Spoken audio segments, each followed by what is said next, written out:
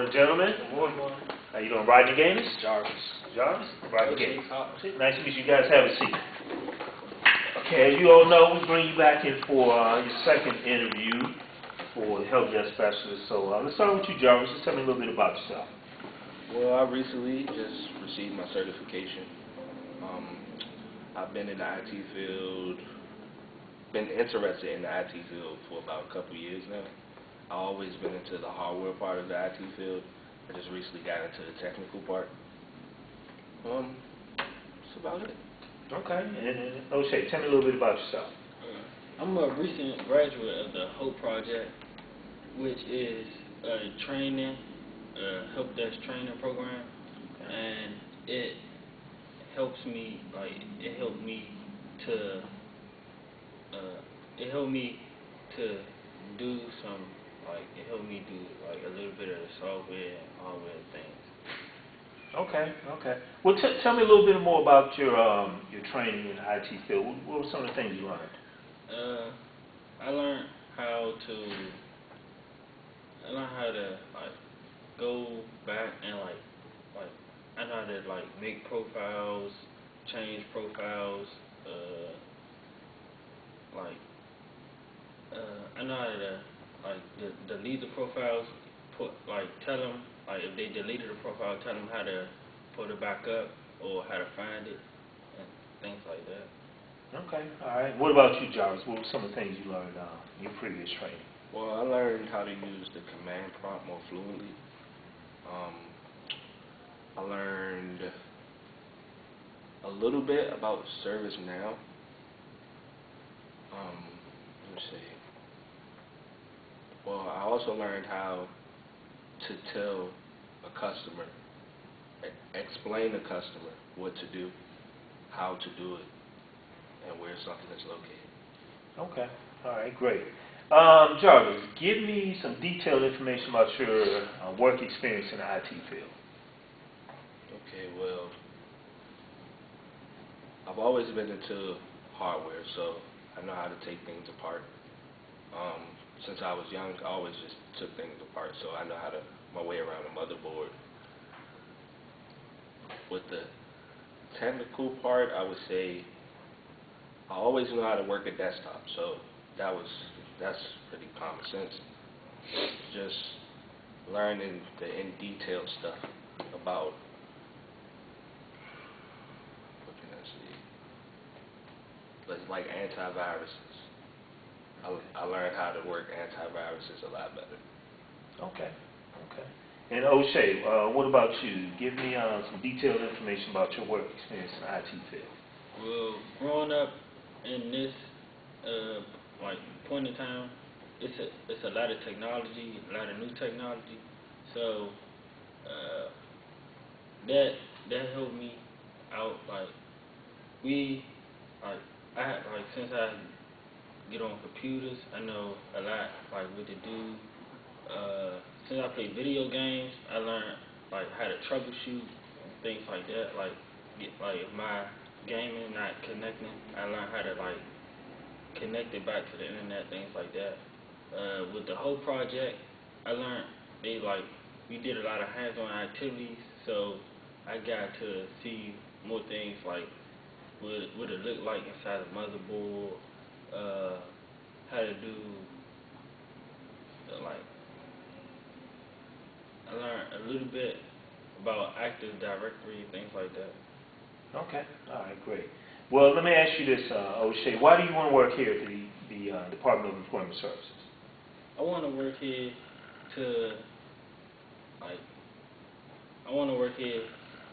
I want to contribute to what you guys have. I want to come in and I want to come in since I have a good personality, I want to come in and help you guys liven it up and come in and help contribute to our help desk, help bring up y'all call rate and things like that. Okay, all right. And same question for you, Jarvis. Why do you want to work here? Well, I'm looking for a career, and I believe working here would be a good opportunity, good experience.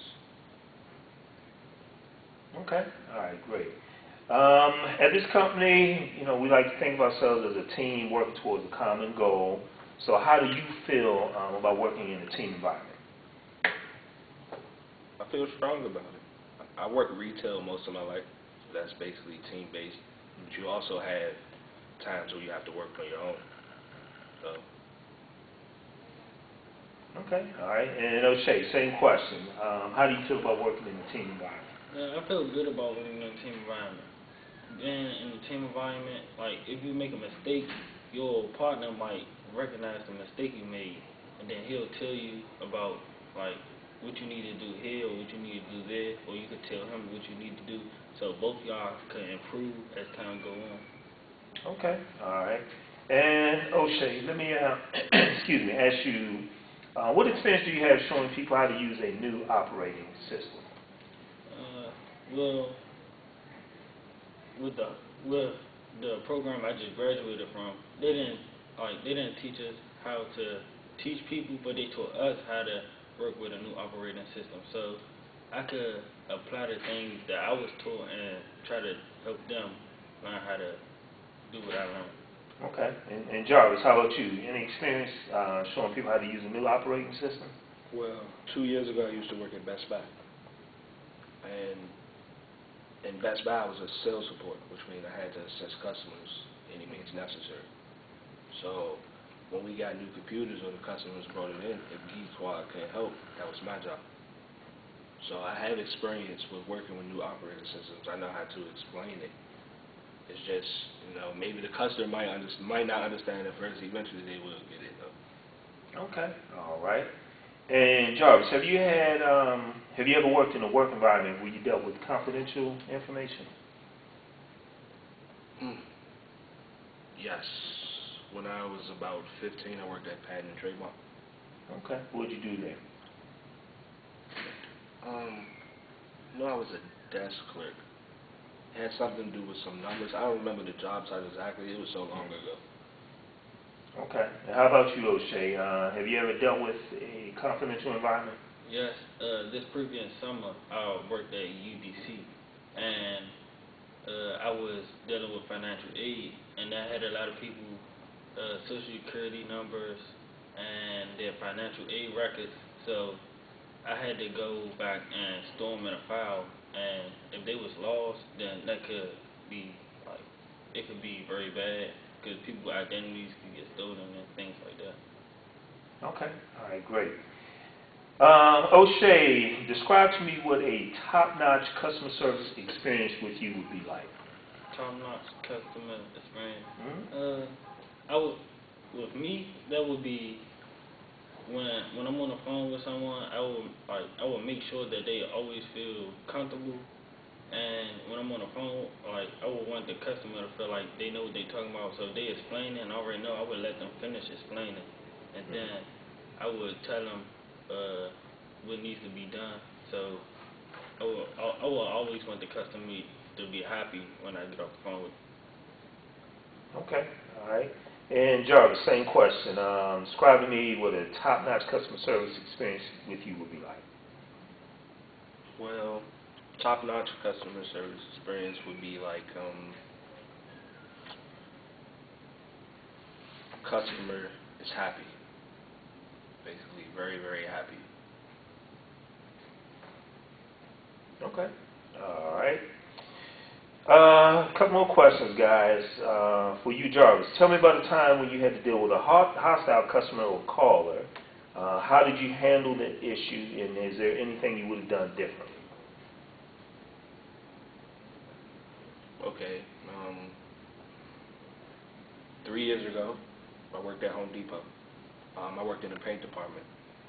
I mixed paint in the paint department, and the customer, she wanted a eggshell white. It didn't come out eggshell white, so you know she got irate. What I did was, what we were allowed to do was, you know, mix another one, and then you can mark it down to 50% off. So that's what I did. And all we had to do was get a manager's approval, and then the customer would be good. They'll leave happy after it's 50% off. Oh, I'm sure. I'm sure. And O'Shea, same question for you. Tell me about the time you had to deal with a hostile customer or caller. How did you handle the issue, and is there anything you would have done differently? That's a good question. Again, working at UDC in the financial aid office, it used to be long lines, so people used to get mad and they used to get impatient. They used to be like, oh, how did this person go before me, or why am I waiting so long? So what I used to act like, if somebody went before somebody else, I'd be like, they called or something, or you could call early and make an early appointment, or I'll go around and get their student code, and then I'll write it down on a post-it, and I'll take it to the back and then tell them what needs to be done so the process can move faster. Okay, all right. Well, I have one more question for you guys.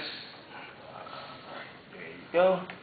How would you prioritize the 3 situations from most important to least important, and why? A, the CEO can't print a document. B, no one in the company can access the internet. And C, the video conference equipment in the conference room is not working. So again, I need you to prioritize those from the most important to least important, and tell me why. A, the CEO can't print, no one can access the internet. Or C, video conference equipment is not working. So let's start with you, O'Shea. I would say B, because if the internet access is not working, then no one can get on the internet, so the work can't be done anyways. And then A, the CEO can't print out the documents. If the CEO can print out documents, no one will know what they do, have to do. So people will go around like, what do I have to do for work? And see, conference equipment isn't working. I think that would be last, because if the conference isn't, the internet has to work in the conference room and for the printer to work, then the conference room, they could print them out and then send them to people, or email it to what the conference is about. Okay, all right. And Jarvis, same question for you. Okay, I would say B, no one in the company can access the internet, because how would, as O'Shea said, the work get done, or the work even get started? Then it would be A, the CEO can't print a document. He probably can't print the document because the internet isn't working. And then C, the video conference equipment in the conference room is not working. That's probably not working because the internet isn't working. Okay, all right, great. Well, those are the only questions I have for you guys. Do you have any for me? Start with you, Jarvis. Do you know the SLA for the company? Actually, I did know, but at the time I can't remember what it is, but I can definitely get that information to you. Okay. And what exactly is your job here? I am Human Resources Director, so essentially all things related to human resources, so hiring, recruiting, employee benefits, payroll, those things, the responsibilities that fall under me. Okay, that's it. Okay, you? What is your first call resolution rate? That I actually don't know, but I can talk to people in our IT department and get that information to you. Okay, and on average, how long do help desk technicians stay on the phone with a customer? Again, that's an excellent question, but that's something I couldn't answer because I don't work directly in the IT department, so I could have a manager get that answer for you. Okay. Is that it? Yes. Okay, it was a pleasure meeting you guys. Thank Nice you. meeting you. You're welcome.